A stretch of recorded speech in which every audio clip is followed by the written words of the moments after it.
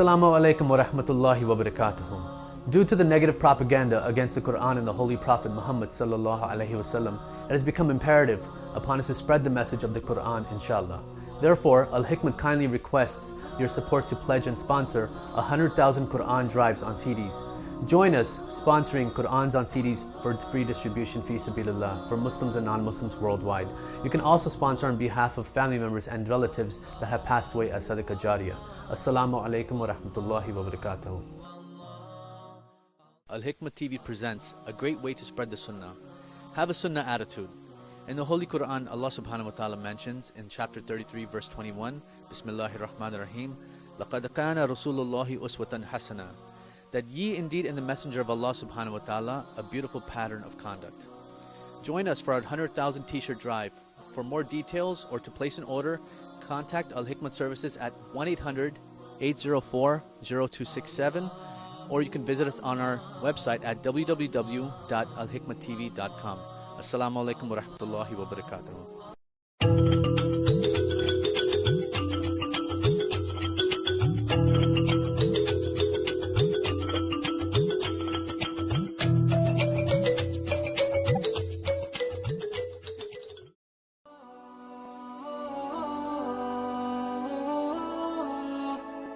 Southern Hatcheries Limited. Suppliers of both live and processed broiler chickens. Parts available in both tray packs and case bags to suit your needs. Leg and thighs, wings, liver and gizzard. Also suppliers of both live and processed ducks. All meats strictly halal. Visit us at 440 Komodo Road, Barrackport. Or call us at 654-3938 or 361-08. Al-Hikmah Services, Florida, USA invites you and your family to a formal opening of a new Al-Hikmah office now serving the Caribbean and South American regions. Presenting for the first time in Trinidad and Tobago, Qari Sajjad Rahman from Miami, Florida, USA, rendering Islamic songs. Teri shaan ke ho layak, wo sana kaha se laun. तुझे आए प्यार जिस पर वो निदा कहाँ से लाऊं, वो निदा कहाँ से लाऊं. And a message delivered by Senator, the Honorable Minister Kazim Hussain. Guest speaker will be the Attorney General, the Honorable Faris Al-Rawi. And keynote address will be delivered by Shaikh Shafayat Muhammad from Miami, Florida, USA. Allah is saying, Innani ma'akuma. I am with you. You have no fear. You go give the dawah. What was Moses doing? Doing what we do in Al-Hikmah. Give the Quran. Spread the message. On Sunday, April 2nd, 2017 at 2:30 p.m. at the Paradise Point Banquet Hall, located at the Central Warehousing Complex, Charlieville, Chaguanas. Admission is free. Food will be on sale. For more information, you can contact Al-Hikmah at 1-868-325-8276, or you can email us at alhikmat@alhikmat.com.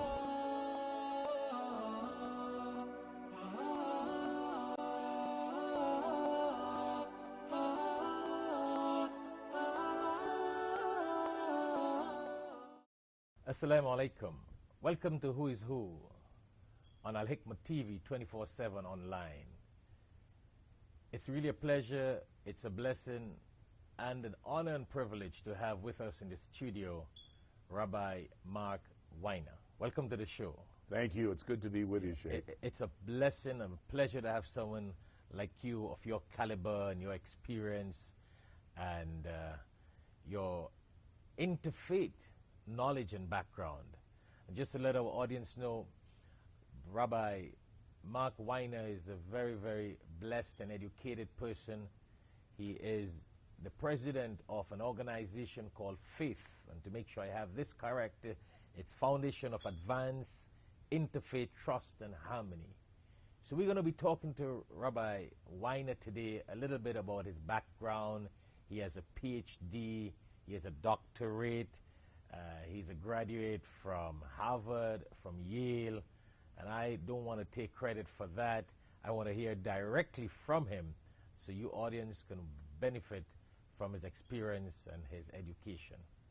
So tell us a little more, Rabbi, about your time in Harvard and Yale and what led you there. I really am a very lucky boy. Okay. And even at 74 years old, I'm still a boy. I've had so many wonderful experiences, wonderful teachers, and wonderful friends, of whom you are certainly one. Thank you very much. And not just friends, but you're a man that have met the Queen of England. Yes. And have met her many times. Yes. So we're going to let our audience know a little bit of your experience and your meetings with the Queen, because you have a world of experience in America, in London, in Israel. Globally, you are that blessed interfaith personality. So you were sharing with us about your Yale and Harvard experience. I had, of course, the most wonderful part of it was being with other students of all different backgrounds, really getting to know them. When I went off to Harvard when I was 17, they gave me a chance to say what kind of roommates I wanted. In those days, it wasn't politically correct, but I said, I have prejudices against devout Catholics and Orientals. Therefore, I would like as my roommates a devout Catholic and an Oriental. And I had these wonderful experiences, especially with a devout Catholic. There really weren't that many Asians at Harvard in those days. And I learned so much, and just in the personal dialogue, living together, going with him to his family. We're still friends, 55 years later, 57 years later. And where were you born, Rabbi? I was born in Logan, Utah. Utah. And the doctors who delivered me told my parents that I was the first Jew ever born in northern Utah or southern Idaho. And the Mormons keep track. Wow. So that's very historic. yeah. Utah. Yeah. And what led you to attain that degree from Yale?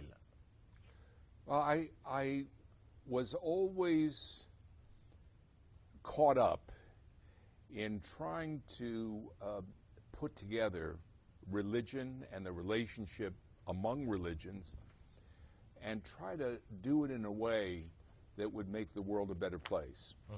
What we call in Hebrew, tikkun olam, repairing the world. That was always my central philosophy from when I was a child. And so I went to seminary to become a rabbi, but I studied the social sciences to learn how to bring people together and how to do things in the most effective way to make the world a better place. So that's what your PhD is in sociology of religion. Yes. So I did sociology, race and ethnic relations, sociology of religion, social psychiatry, all focused on giving me the academic tools to make me more effective in bringing people together. Wow, that's really phenomenal. So how many years now have you been in interfaith activities? My whole life. I was born into interfaith activities, but actively speaking to churches and later to mosques. I've been doing that since I was 14 years old. So you're talking When I spoke almost every week, I spoke to a different church. And over 60 years now. Over 60 years, right. So you did interfaith in America, you did interfaith in London. Yes, all around the world. All around the world. For our world movement, I was in charge of interfaith relations. How many for years the you world. lived in London? I was 13 years in London. 13 years. So what led you and gave you the opportunity to meet with the Queen? Well, and tell us a little bit. Our viewers will probably, it wasn't because I'm such a terrific guy or because the position that I had as the senior rabbi of the West London Synagogue of British Jews, just by position, I was the closest thing to being the head of non-Orthodox Jews for the United Kingdom, for Great Britain, and for Europe. And you have been a rabbi in synagogues for more than 40 years. Yeah, sure. I was a rabbi in synagogues full time in Connecticut America. and New In York. America for 30 years, and then I went to London for 13 years. But anyway, because of my position, I was always the rabbi who would be at Westminster Abbey or at any kind of official service with the Queen. So when the Queen celebrated the 50th anniversary of her coronation in 2002, I was the rabbi at Westminster Abbey. There was also an imam, and there were leaders of the Buddhists and the Hindus and so forth and so on. Obviously, it was mostly a Christian. You know, many people have only heard about the Queen and saw her on television, but there are very few who are fortunate to have met the Queen like yourself. Oh, yes, and many times. And it is a wonderful experience to do so, because she's really much more than she ever appears in public. She's really a very warm and friendly person. Not many people would say that about her. I remember on 2 occasions, I not only met with her, but my wife did. Okay. And my wife is 5'2". I used to be 6'5", but I've shrunk down to 6'3". Oh. My wife is 5'2", and she was eye to eye with the Queen. So the Queen is a little woman, but they had a great time, woman to woman. When you are talking to the Queen, she makes you feel that you were the only person in the world. That may be only 15 seconds. Right. And she moves on to somebody else. But she has this magical ability to do that, to relate to somebody else, no matter who it is. Maybe that's why she's a queen. Well, she's a queen because she was born to it. Yes, that whole story. She inherited, but she happens to be blessed with the of ability. Absolutely top ability to do exactly Yes. that. And she loves being queen. So, a lot of other people, it would be a chore, but she really loves it. What is her perspective about Muslims and Islam? Well, honestly, she and I never had that kind of a discussion, but one of the things But with your experience and looking at her modus operandi in well, England. I will. Part of the problem is that the Queen is handled by people in the palace, and when she was approaching her 50th anniversary of the coronation, I was meeting with the Muslim caucus in Parliament just after 9/11. The friend of mine was the chaplain to the House of Commons. It was an Anglican priest in the Church of England, and the Muslim caucus had never met with a rabbi, so I met with him, and I pointed out to them that the Queen had never been in a mosque, she'd never been in a synagogue, she'd never even been in a Catholic church while services were going on. She had only once been in a Catholic church, and it wasn't for a service. She'd never been in a Hindu temple. She'd never been in a Buddhist temple. And they said to me, they're members of Parliament, she will. And in the next few months, she systematically went to a mosque during prayers, to a synagogue during prayers, to a Catholic church, to the Buddhist temple, the Hindu temple. And when I saw her afterwards, I said to her, that was really something that meant a lot. I didn't tell her I did it. I said, that was really something that meant a lot to your subjects, Your Majesty. And she said to me, well, it was really something wonderful that I don't understand why I didn't do that before, but it was really very fulfilling, and being with the people and seeing them in worship and so forth. I had a similar discussion with the Princess Royal, Princess Anne, about the same thing.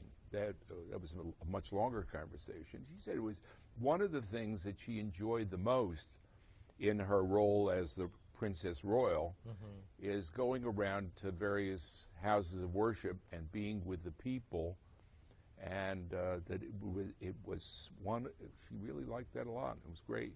No, that's great. So I think I tried to get the palace to do an iftar during Ramadan. I was never successful at that, but I did get to do a Passover Seder in Parliament with an imam from the Central Mosque and with the Bishop of London, and we had 150 members of Parliament who were there. That's very unique, Rabbi. I think that's very unique. Well, it was good stuff. They loved it. Everybody loved it. They found it so meaningful. So among the interfaith activities that you sort of were involved in London, or in England, if I want to put it that way, what was your involvement with the halal food in the schools?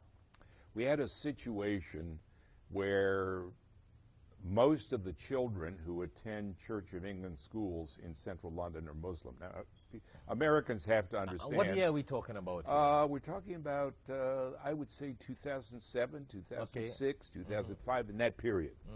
And most Americans don't understand that the British government, because there's no separation of church and state, they subsidize all education. So the Muslim schools, the Jewish schools, the Christian schools, I don't think there's a Buddhist school, but there's a Hindu school, all of them receive government support, just as if they're public schools. Okay. And the Church of England schools are generally regarded as the best schools.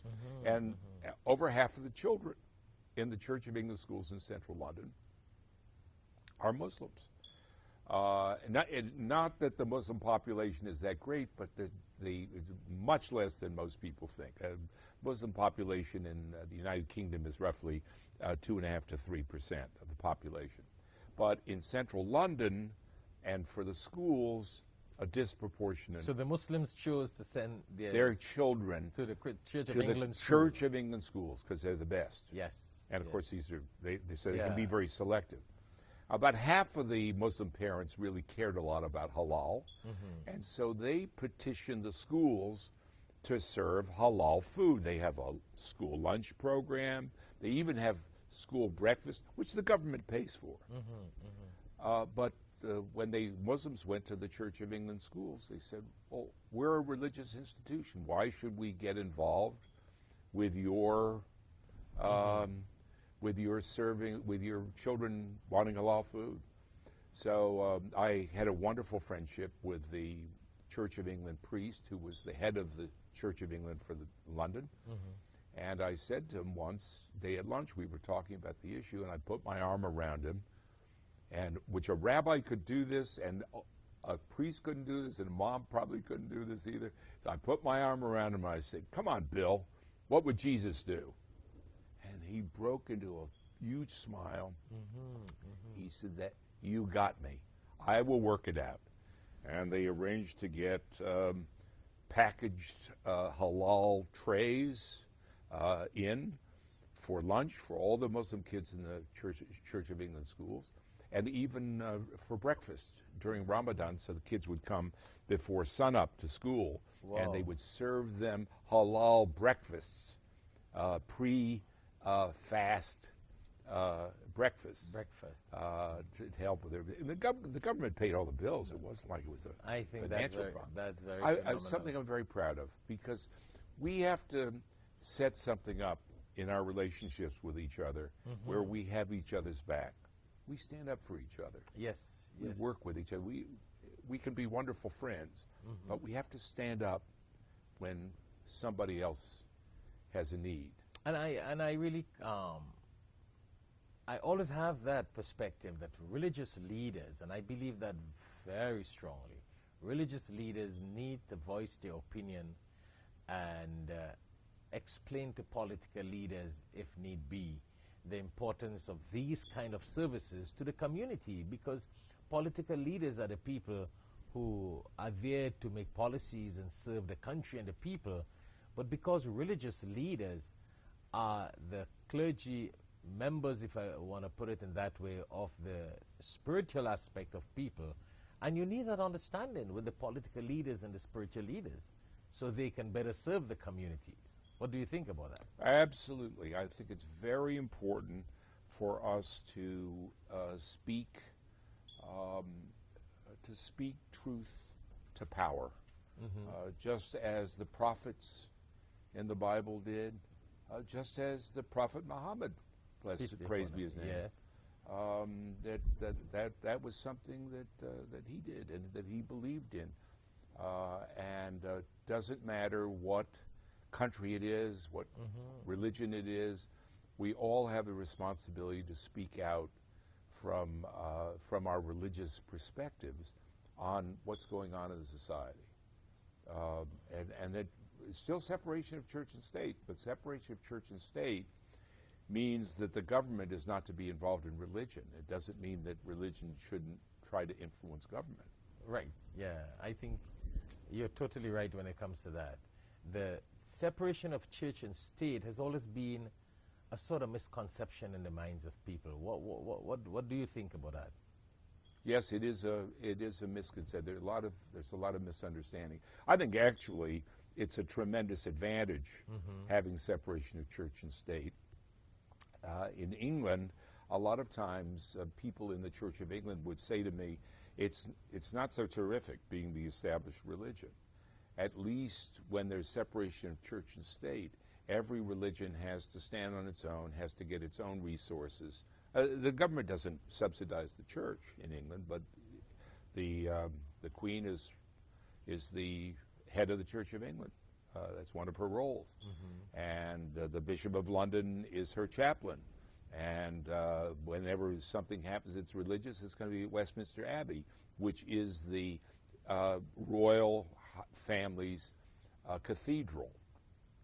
So it is an establishment of religion, but it's not such a good thing. Yeah, because from a realistic point of view, with the separation of church and state, it gives the religious leaders more power, if I would think, to run their religious institutions without politicians getting involved and making man-made laws into the religious institutions. Absolutely, and there shouldn't be a confusion between what are man-made laws and what are religious laws. There shouldn't. People should be able to integrate in a society but not give up their beliefs and their traditional practices. You know, so I want to touch on a little bit of your interfaith activities here in the United States of America. But I think we should go on a short break. And when we come back, I would like you to share with our audience your perspective on what do you think, looking at the present situation in the United States of America, Muslims and Jews, or religion, interfaith on the whole in America with the present situation, the new administration, maybe some of the statements that President Trump makes, how does that affect people? How does it benefit people and the country? So it has been a pleasure to have with us in the studio, in Al Hikmah studio, Rabbi Mark Weiner, a man who has met the Queen, a man who is a graduate from Harvard and from Yale, a man with a degree, a PhD in sociology and religion. He has been really blessed, and we are blessed to have him with us in the studio. So stay tuned. When we come back, we're going to talk a little bit more with Rabbi on his experience and his advice on the present situation with Muslims and Jews and interfaith in the United States of America.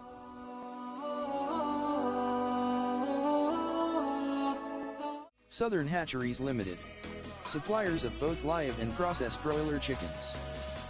Parts available in both tray packs and case bags to suit your needs. Leg and thighs, wings, liver and gizzard. Also suppliers of both live and processed ducks. All meats strictly halal. Visit us at 440 Komodo Road, Barrackport. Or call us at 654-3938 or 361-08. Al Hikmah Services Florida, USA invites you and your family to a formal opening of a new Al Hikmah office now serving the Caribbean and South American regions. Presenting for the first time in Trinidad and Tobago, Qari Sajjad Rahman from Miami, Florida, USA, rendering Islamic songs. तेरी शान के हो लायक वो सना कहाँ से लाऊं तुझे आए प्यार जिस पर वो निदा कहाँ से लाऊं वो निदा कहाँ से लाऊं. And a message delivered by Senator, the Honorable Minister Kazim Hussain. Guest speaker will be the Attorney General, the Honorable Faris Al-Rawi. And keynote address will be delivered by Shaikh Shafayat Muhammad from Miami, Florida, USA. Allah is saying, Innani ma'akuma. I am with you. You have no fear. You go give the dawah. What was Moses doing? Doing what we do in Al-Hikmah. Give the Quran. Spread the message. On Sunday, April 2nd, 2017 at 2:30 p.m. at the Paradise Point Banquet Hall, located at the Central Warehousing Complex, Charlieville, Chaguanas. Admission is free. Food will be on sale. For more information, you can contact Al-Hikmah at 1-868-325-8276, or you can email us at alhikmat@alhikmat.com.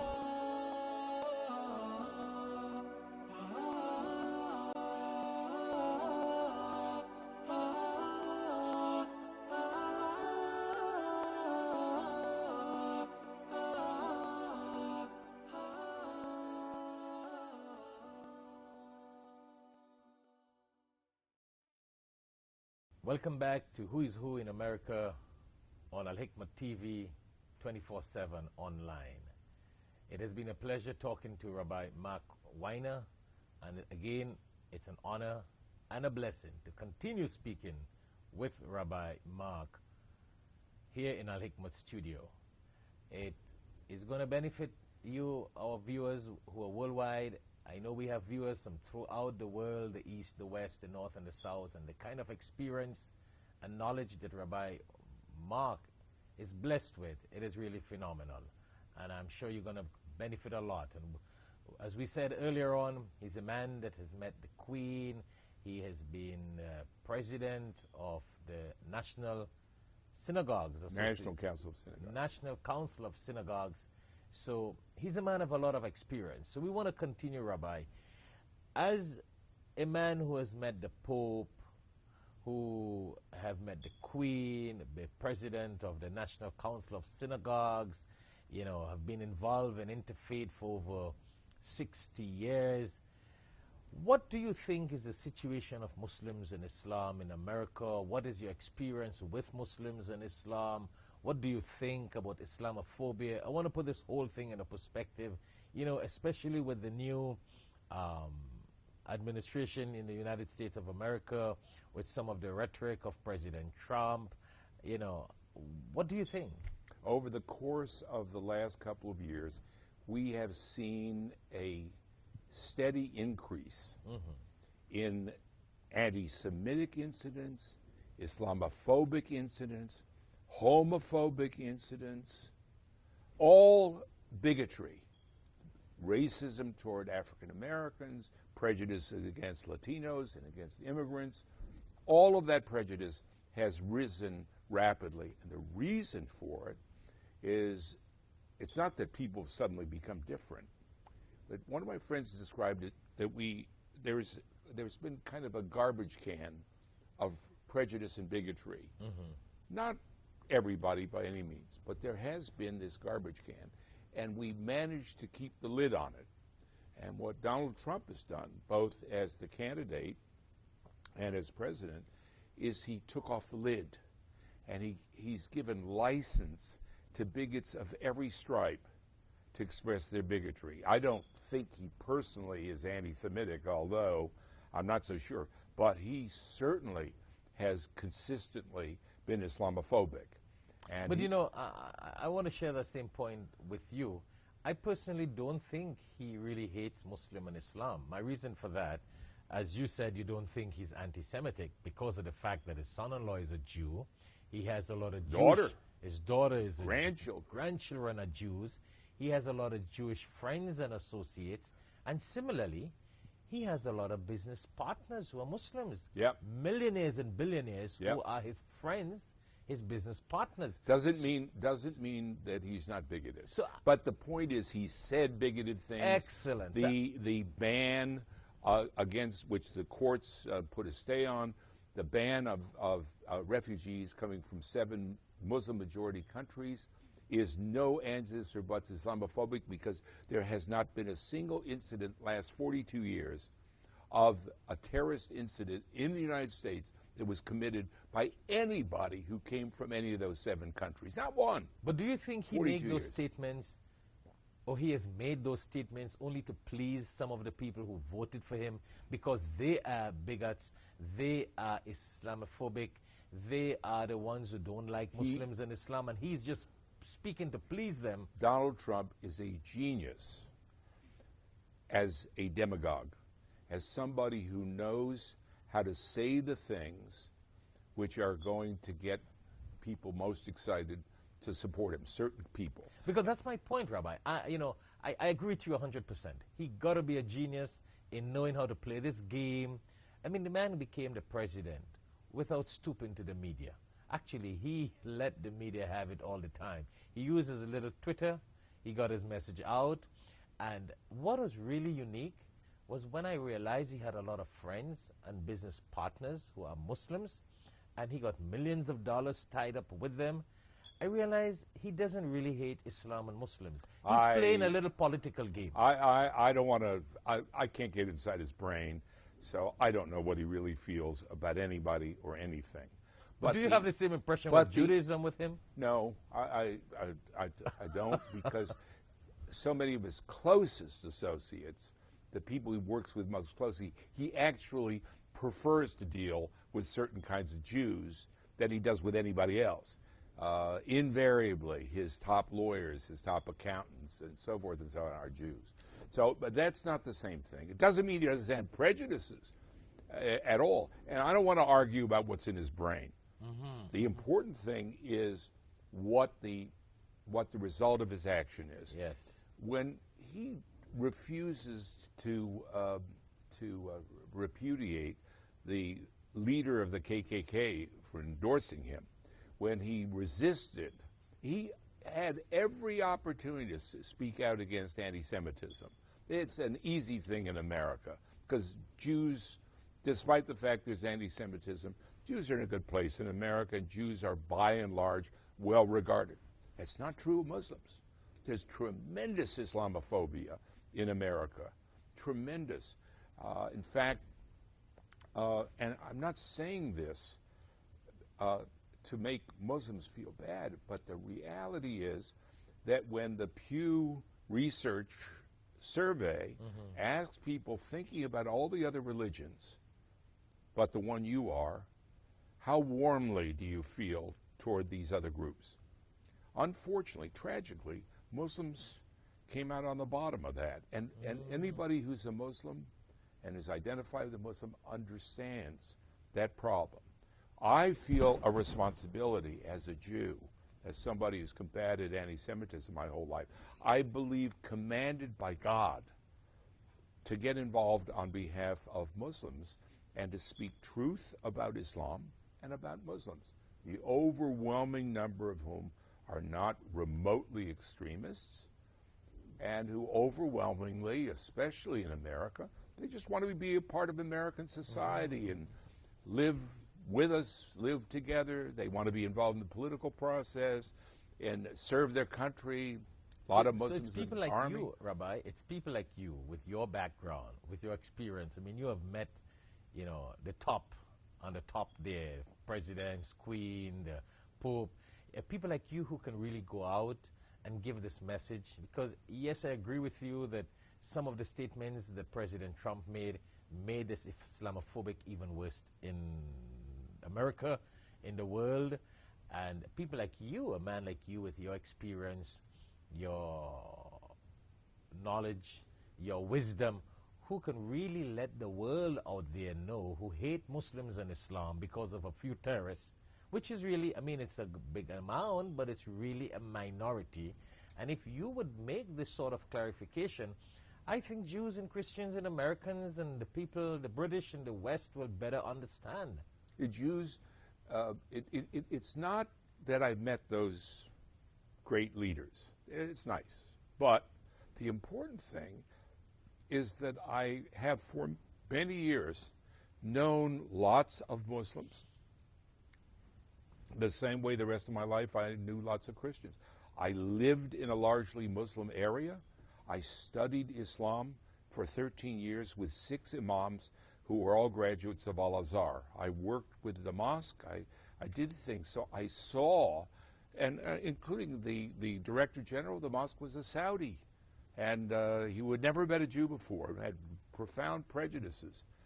But we really became friends. And I was able to deal with him and help him to grow.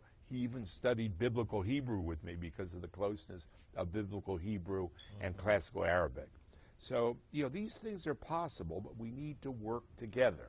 So what are some of the points that you think you should mention to, or you would like to mention to non-Muslims who have this Islamophobia scenario in their mind? What do you think you would like to let them know? I think it's very important to get to know Muslims, even more than it is to get to know Islam. Islam is a vast sea. As much as I've studied Islam, I don't begin to fully comprehend it. But to get to know Muslims, most Americans have never met a Muslim or are not aware of having met a Muslim. And yet we have in America something like 2.5, 3 million Muslims. And there are plenty of opportunities to meet Muslims, get together with Muslims. Something that Muslims have to do is go out just like you do and inviting non-Muslims to the iftar. Yeah. And you do a lot of speaking to mixed groups. Say, well, people got to know. Yeah, I think with knowledge, that's very important. I think that non-Muslims who feel the way I do and who feel welcoming toward Muslims, they see a woman in the supermarket in Publix who's wearing hijab. You should go over to her and say, Assalamu alaikum. It's good to see you. Welcome to America. Glad to have you. I mean, there's got to be a positive thing to reinforce the feelings that Muslims have about how important Muslims are. I'm not doing this because I love all Muslims or I love all Islam. I'm doing this because of the way I feel about myself as a Jew or the way I feel about myself as an American. That's the America that I want to see. And that's the command of God. That's It is a command of God. That's why God created us in different race, in different colors, in different languages, so we would better understand one another, not that we would detest one another, but we would live with one another, we'd love one another. It was God's will to create us differently. And I think people need to understand that. And we look for the good in people and work together. And learn how to fight the bad in people. Learn how to fight the bad. And to do it together, shoulder to shoulder, arm in arm. That's essential. Before we started the show, Rabbi, you mentioned that you came to know about Islam in Israel. You want to share a few words on that? That's interesting. Yes, it's an irony. Some of my Muslim friends in London would say to me, you know, it's really wonderful, Mark. Because when people hear of Israel, they think anti-Islam. Yeah. So you have heard and learned about Islam. What would you like to share with our audience? I don't want to pretend. We have a terrible problem within Judaism with Jewish extremists who are extremists actually not only toward Islam but also toward Christianity. And Israel has been pursuing policies which more and more are Islamophobic, I believe.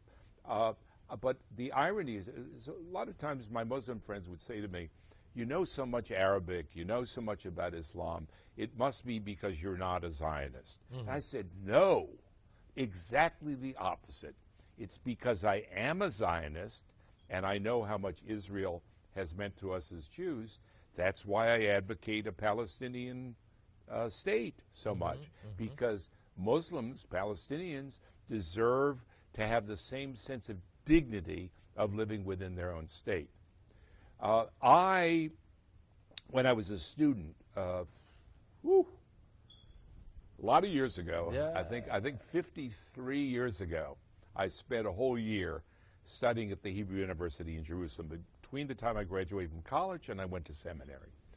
And it was Israeli friends of mine who got me to love Islam and to meet with Arabs and to get to and the irony is that Israel, where there are so many problems of relationships among all of us, the one place which is holy to all three Abrahamic religions, that with all of the problems, It's also the place where there's the highest concentration of Jews, Christians, and Muslims who are working for peace, who are working to build bridges to each other, and who are doing really good jobs. They haven't changed the society. So do you think the problem that exists in Israel with Muslims and Jews, is it just political? It couldn't be godly. It couldn't be religious. Oh, no.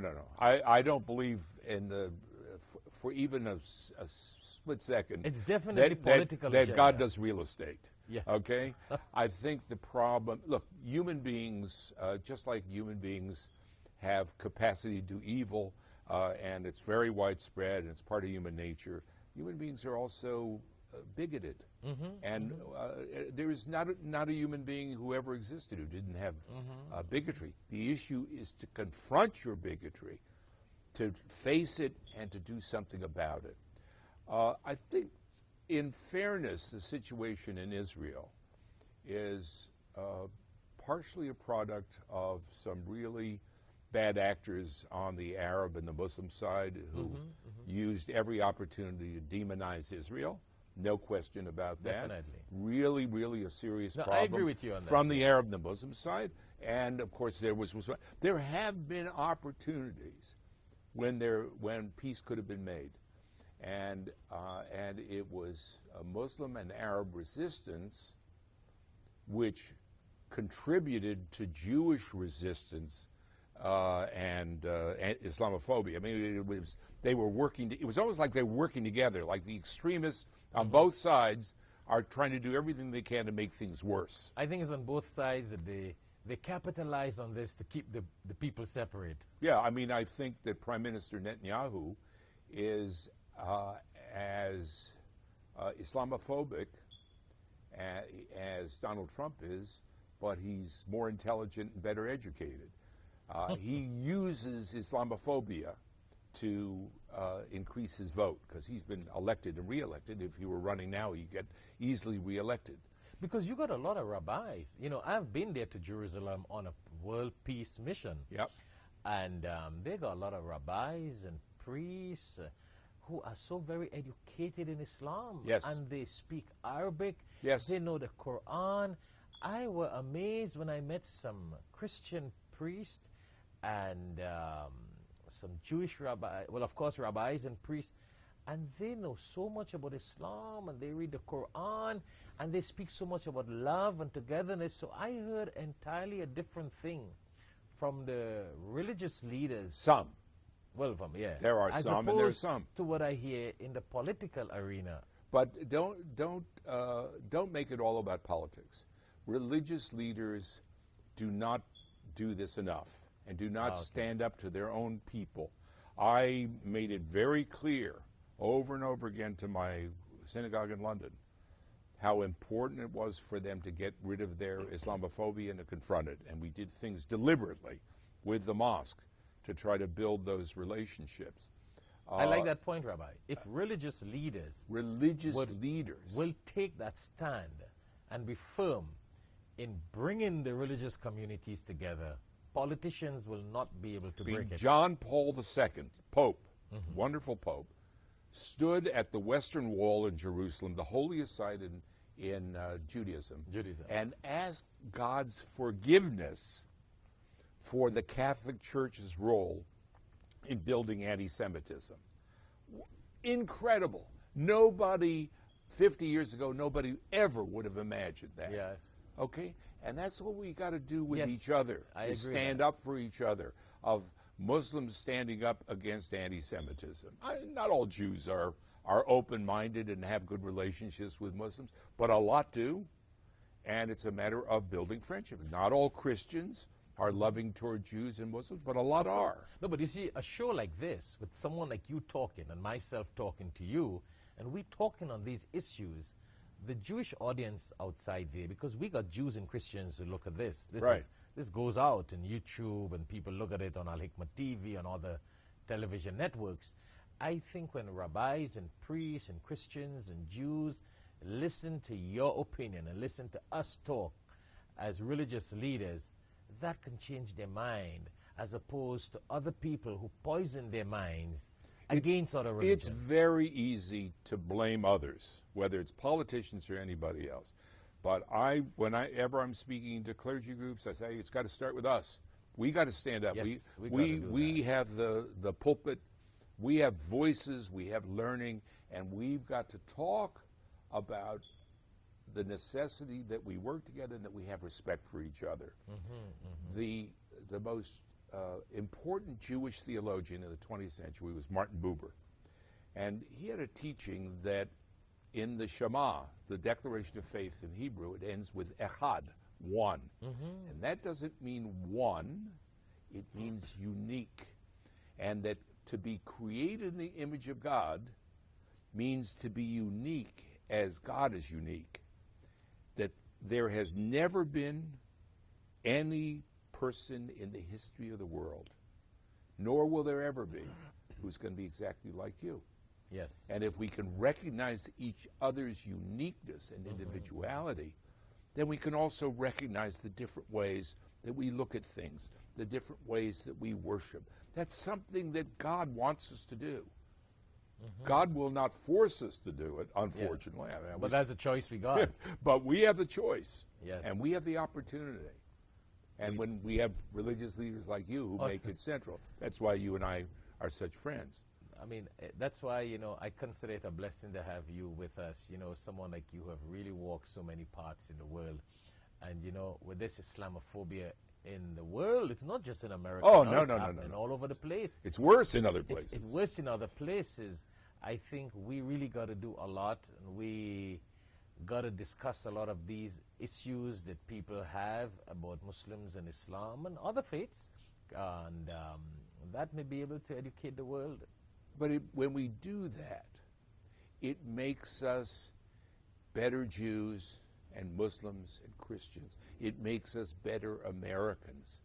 I don't diminish my Judaism or my devotion to Judaism when I study Islam or when I study Christianity or when I go to an Islamic service or a Christian service.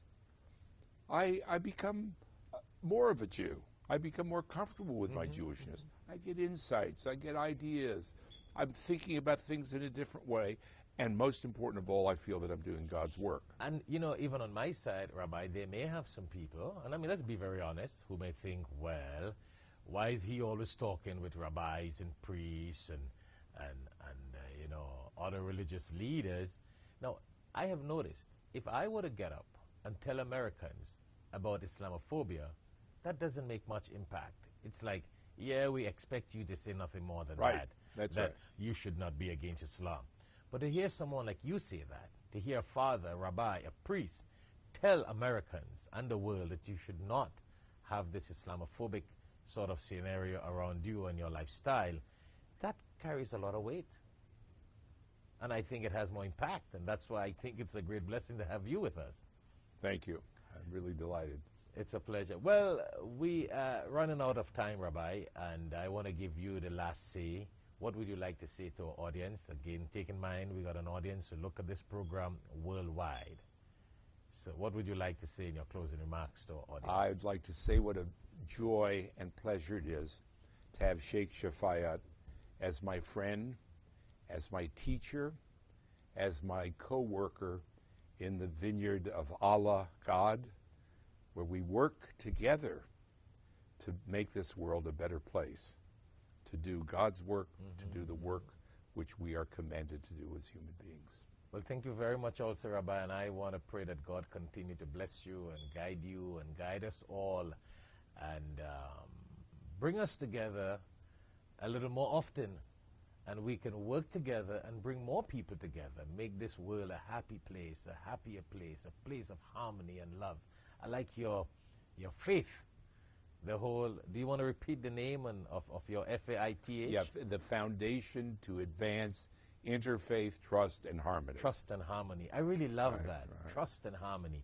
And if we would work together and get more religious leaders to work together, I think we can bring politicians on board and change some of their ideology and their misconception and maybe their lack of leadership in areas to bring people together. Sometimes I'm like, are they building a country and disuniting the people? Or what is a country without the people? You know, a country without the people is like a house without happiness. It's a house, it's not a home. And it really takes religious leaders to work together with our political leaders and help make this world a better place and a happier place as God wants it.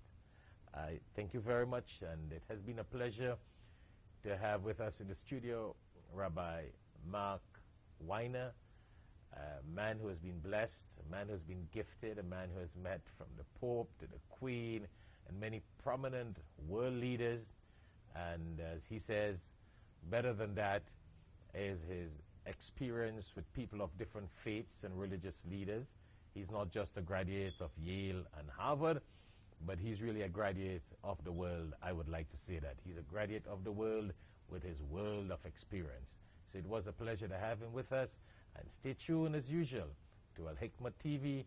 You have been looking at who is who in America on Al-Hikmah TV 24/7 online. And we again were blessed to have with us in Al-Hikmah studio Rabbi Mark Weiner. Thank you very much, and thank you very much, Rabbi. Assalamu alaikum. Salam alaikum, and as we say, Shalom aleichem. It is my pleasure and privilege to be able to offer congratulations to Al-Hikmah, whose mission has been to serve mankind and to make a difference. You guys are awesome. You have done so much for our community. a wonderful organization and publication that does so much to bring unity and harmony to the world. Al-Hikmah brought a new meaning to Dawah and interfaith. This is an organization that has done tremendous work for the Muslim community and non-Muslim community. Cares about the entire community and the relationships between Islam and the rest of the world. Al-Hikmah Services has been traveling throughout the world. The wonderful, wonderful work that is done through that writing, through that magazine, through the outreach in our community. Ever since I saw the word Al-Hikmah, it reminded me of how close Arabic and Hebrew are to each other. Al-Hikmah means wisdom, and Chachmah means wisdom in Hebrew. And Shaikh Shafayat has brought so much wisdom and so much goodwill and so much harmony to the world through his great efforts through Al-Hikmah, working with other people. There's quite a bit that Al-Hikmah does with the purpose of spreading the deen, the true deen, what Islam really is. It is important to know that he has not limited his services to the Muslim community, and this is evidenced by his dawah activities of interfaith programs, radio and television shows, publishing and distributing monthly Islamic magazines, lectures and seminars, and his ability to promote a better understanding among faiths and cultures. I'm very happy that that's been the mission all these years, and they have achieved quite a lot in making a difference and contributing positively to the betterment of our fellow human beings here and all around the world. I have had the pleasure of being with Shaikh Shafayat on the podium many times, and he is always so well received and loved.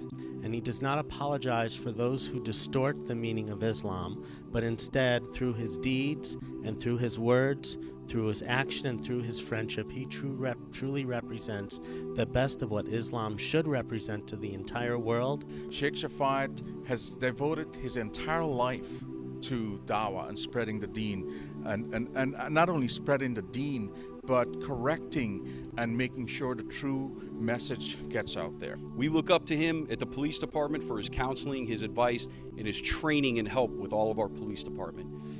Shaikh Shafayat, Muhammad and I have been working together through my world religion class, be able to come here to the mosque, to be able to receive insights, to be able to see Islam in its truest understanding. I congratulate Maulana Shafayat Muhammad and his team for his outstanding dawah work. And I want to congratulate Al-Hikmah Services on 30 years of wonderful service to our community. Today, I pray to Almighty to give Al-Hikmah and Shaikh Shafayat and his team istiqamah and give them the ability to continue to serve the deen of Islam. Let me congratulate, first of all, Al-Hikmah for 30 years of committed service to the people of Florida, as well as many areas of the Caribbean and throughout the world. Congratulations to Al Hikmat Services. On behalf of the City of Pembroke Pines, the Police Department, and Chief Dan Justino, happy anniversary to Al Hikmat. I congratulate Shaikh Shafayat and Al Hikmat, and I thank them from the bottom of my heart for sharing his goodwill, his humor, his love with me and my family and my congregants and with humanity. And I wish him many, many more years of continued success and continued benevolence towards the world and towards all the inhabitants of it. Congratulations to Al Hikmat Services for the 30 years of the Dawah work. And I would like to say also, the Al Hikmat has got my support in every way that I can, because that is what is keeping me alive today. So I give thanks and praise to God, to Allah, for the wonderful work that has been done through Al Hikmat. Congratulations to all that you have done to contribute to the betterment of the community, to the betterment of Broward County, and to the betterment of the entire world. Thank you all for your efforts in making this world a better place for everyone.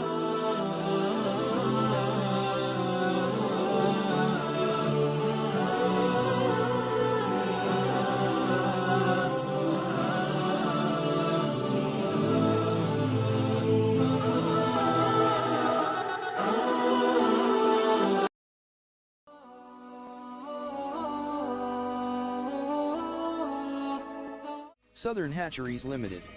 Suppliers of both live and processed broiler chickens. Parts available in both tray packs and case bags to suit your needs. Leg and thighs, wings, liver and gizzard. Also suppliers of both live and processed ducks. All meats strictly halal. Visit us at 440 Komodo Road, Barrackport. Or call us at 654-3938 or 361-08.